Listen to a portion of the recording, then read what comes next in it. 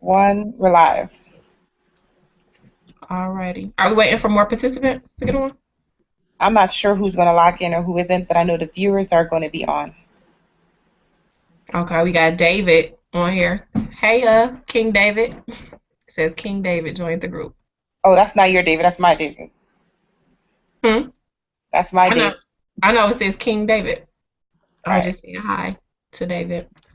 We can give it a couple more minutes, allow some more people to start viewing and all of that good stuff. Okay. Who has background noise? Who I need to black out? If you have background noise, go ahead and press the mute button on your computer. Okay, he just muted it. Okay, awesome. Somebody's messaging me. Last name is Pierre Threat. Everyone is excited, Miss Carla. I can't wait to hear what kind of nuggets you about to drop on us tonight. I can take my Me thing to too. the next level. I'm excited to share, definitely, because I know a lot of people have been asking me lately, like, what have you been doing offline? Because, not everybody is a great online marketer. I'm kind of new to the online scene myself. Exactly, exactly. Okay, I'm just going to give it like 2 more minutes and then we can go ahead and. What groups did you post it in? The link? I Did you just posted post the, it in like your. yeah, and let me sip this tea group. Oh, okay, cool. So everyone should be able to see it.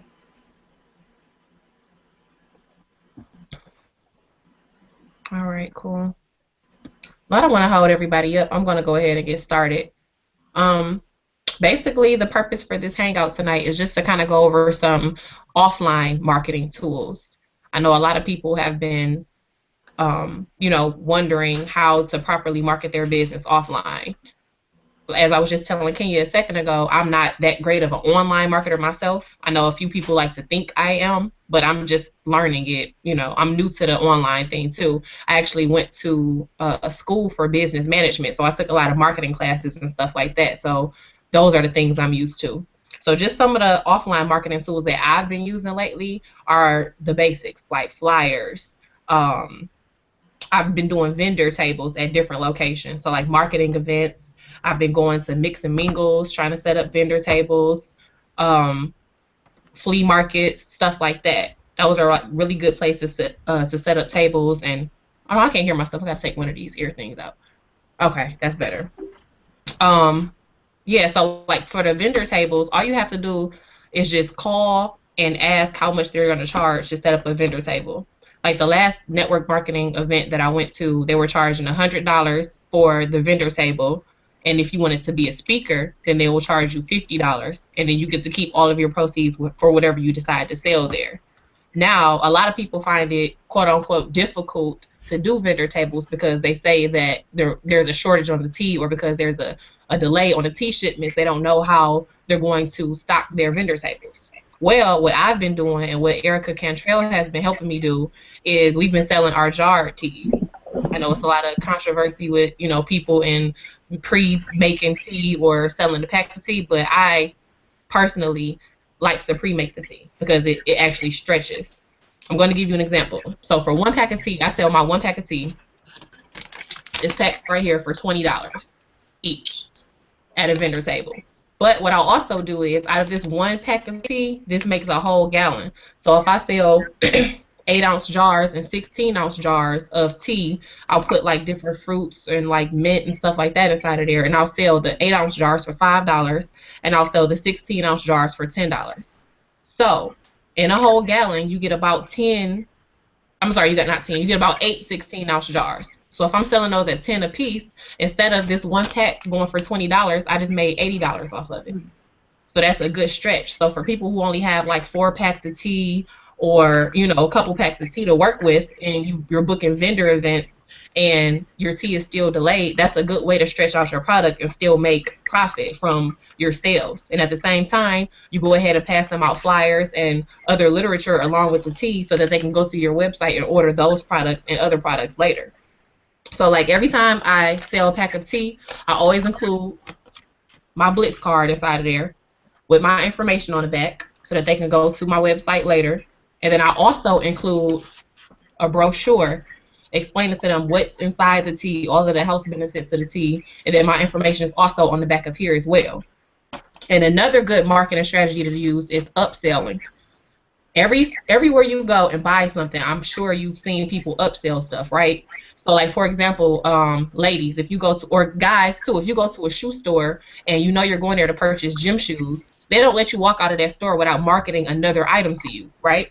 If you buy the shoes, they're gonna be trying to upsell you socks. They're gonna try to upsell you cleaner to clean your shoes. They're gonna try to upsell you shoelaces or whatever else. Same thing if you order something online. If you order something online, 9 times out of 10, when you get that product in the mail, they're including some type of flyer or brochure marketing another different product. So you can do that same thing with the tea.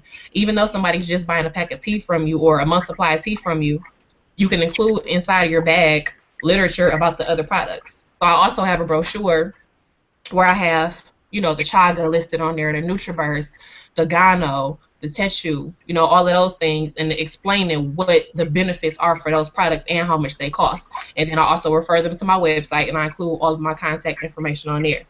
So that's a great way to market your business as well. Flyering. Flyering is very effective if you pass out the flyers in smart places. Don't just pass out flyers everywhere, because 9 times out of 10 they'll go to waste. It's all a numbers game when you're passing out flyers.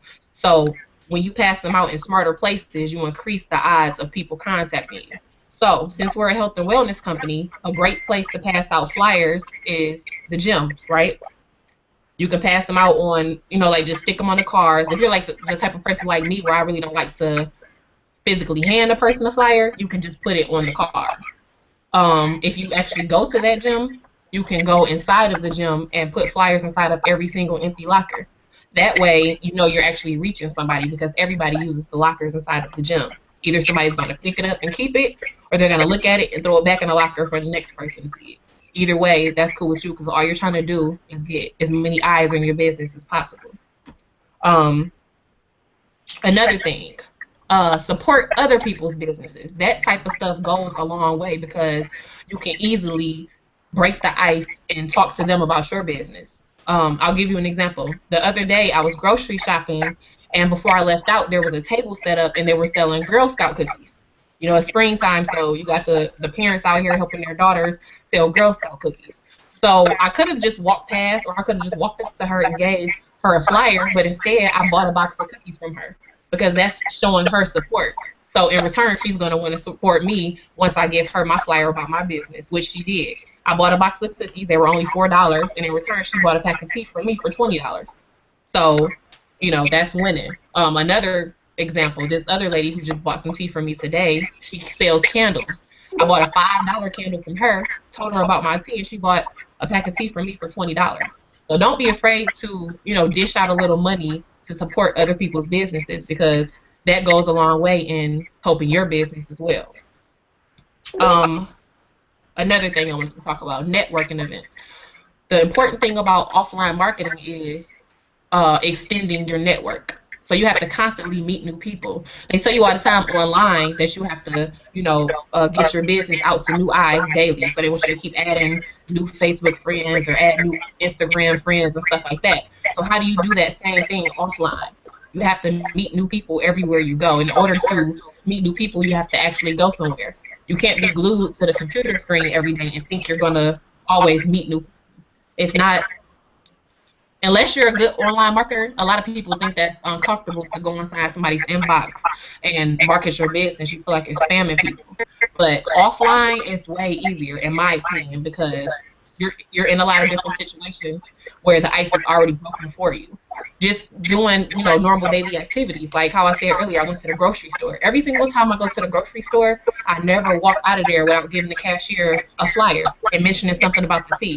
And it doesn't have to be a long, drawn-out conversation. It could be something as simple as soon as I pay for my stuff and grab my bag, I'll just flip her a flyer. Like, hey, I just wanted to give you this flyer just in case you know somebody who's looking to lose weight or improve their overall health. And then they'll just say something like, oh, I am, or they'll just take it and say thank you. That's one extra eye that you have on your business. Or just everywhere you go, not even just grocery stores. If you go to the mall or anything like that, just give the cashier one of your flyers or business cards. something like that. Networking events. Once again, it's springtime, it's summertime. There's tons of networking events going on. Like, just look online, hashtag different stuff on Instagram and Facebook, and you're going to come across a whole bunch of different networking events. Just stuff specifically for you to go there and give out your business cards. Don't be afraid to go to those things. There are people there who are like-minded individuals who are going to, be open-minded to your business opportunity. Um, Another thing, I don't know if you're supposed to do this or not, but I'm gonna put this out there anyway. A friend of mine, I don't know if you're supposed to do this. I'm not gonna say their name, but they actually go to other network marketing events. Like when they have opportunity meetings and stuff like that, they might go to one of those events just to kind of, just network a little bit, meet people, exchange contact information. And even though you're going there and those people are trying to recruit you, in the end, they're going to ask you what you do. And it's not going to hurt for you to talk about your business, because even though you went there and they're trying to recruit you, you might actually leave with a new business partner or a customer. And that's another tip too. Retail to recruit. Me personally, I go after customers first. I don't even talk about the business opportunity side or invite anybody to join my team until I get them as a customer first. Because it's easier to be a spokesperson than a salesperson. Even though we're all salesmen anyway, you get a lot of people that you're going to come across that are going to be like, I don't like selling. I don't want to sell anybody anything, even though they're selling all day, every day anyway. If I sit down with you and I have a conversation with you and I ask you what you did this weekend, and you tell me, oh, I went out to eat at this restaurant, I went to this movie theater, I saw this movie, I went with this person, oh, and I asked you, what kind of shoes did you have on? You told me what kind of shoes you had on, where you got them from. You just sold me 3 or 4 different things. You sold me the mall you went to, the store you shopped at, the item you purchased. You sold me the movie theater. You sold me the movie that you went to. So you're selling anyway. But when I approach people, I approach them as a customer first, because it's easy to turn a customer into a distributor because they already have a personal testimony of the product. So when you're going out meeting people, just meet whatever their need is. Supply and demand. If you ask somebody, this is what I learned from, what's his name? I can't think of his name, but Twyla Portis and Erwin Portis. They were saying the $1 million question is, if you can improve one thing about your overall health, what would it be? Don't be afraid to ask people that, because people will tell you what they want to improve. Everybody has something about their health that they want to improve. So don't be afraid to ask that question, because once they tell you what it is that they want to improve about their health, we have a product for it. So all you have to do is know your product and a little bit of information about each, so that you can be able to suggest your product to those people. And yeah. That's about it. So I'm looking at my notes really quickly to see if there was something else I wanted to go You put over. some awesome information right there, Carla. Oh, thank you. I think that was pretty much. Oh, I'm sorry. Going back to the flyering, another place that I put flyers at is the airport. The airport, guys, is a gold mine, and this is another offline marketing tool too. That, like, t-shirts, hats, those jewelry people are wearing with the ISO label and just different words on them. That is like a really, really powerful marketing tool, because if you're anything like me, if somebody has any kind of writing on their shirt, I'm always looking. Like, automatically, I'll just look like, what does that shirt say? Have something on your shirt that says, ask me how to lose 5 pounds in 5 days and get paid 5 ways. Have that on some type of way. Every single time I go to the airport, I have on a graphic t-shirt about my business, because I want as many people to ask me about my business as possible. It never fails. I always get like 5 to 10 prospects from the airport every single time I travel. And I always keep flyers and tape in my purse, because anytime I go out to a public place, I'm going inside of the public restroom and I'm taping my flyers onto the inside of the bathroom stall, so that person can see it. That way, when they're on the toilet, they have no choice but to look at my flyer with my information on there. And especially if you have those flyers that say flush away the problem, those are like powerful. Like, that's powerful to put on the back of a bathroom stall so that they can see it. Yeah, I think that's it, Kenya. Do you have any questions or anything you want to add or want me to add on to? I mean, I don't. I might have to hit with you up later, because my mind's just blown about all the different ways you can go ahead and market this business offline without it being like it's work. You know, like you said, you're Mm-hmm. going to the grocery store anyway. You're going to the airport Exactly. anyway. You're going to the gym anyway. You're going, to Mm-hmm. work anyway. Why not go ahead and make it your business? And while you're doing that, it's a tax write-off. Exactly. So why not? Yeah. Make it to where it's fun and it's interesting, it's interactive, and you're not looking at it as work. I'm not working. I'm just going out there and doing what I need to do and still promote my business. Exactly. Exactly. Carrying out your daily activities, and it's just like, well, while I'm here, I might as well promote my business a little bit. Now, So yeah. how would you help someone and say, I'm 59 years old, I don't have any friends, I have someone that's buying my groceries, but I still want to go out there and promote it. How do you get someone out the house that's not doing it online but want to go out and do it anyway? Okay. So somebody who's not a socialite like that. Somebody who, Correct. because I do have a lot of older people, a lot of boomers on my team that are like literally never online, but they have coworkers, they have family members, they have, a couple close friends that they can just simply tell about their experience with the products. That's why I always say that I go and retail to recruit with everybody. Because like people that are like that, I want them to try the product out first so that when they like the product, it's easy for them to tell the next person that this is how it worked out for them and build their business that way. Awesome. My mind is blown right now. So I'm just gonna go over my notes, probably inbox you about some questions I may have later, and I'm going to go ahead Okay. and post this hangout as soon as it's broadcast on my page. As soon as it's done, I'll post it in our group, and we go from there. I do appreciate your time, Miss Carla. You're welcome, hon. And if anybody else has any additional questions about anything that I went over, just hit me up on Facebook. My Facebook is Carla D. Banks, and just email me or inbox me or anything. Awesome, awesome. Thank you so much. All right. You're welcome. Good night. Good night.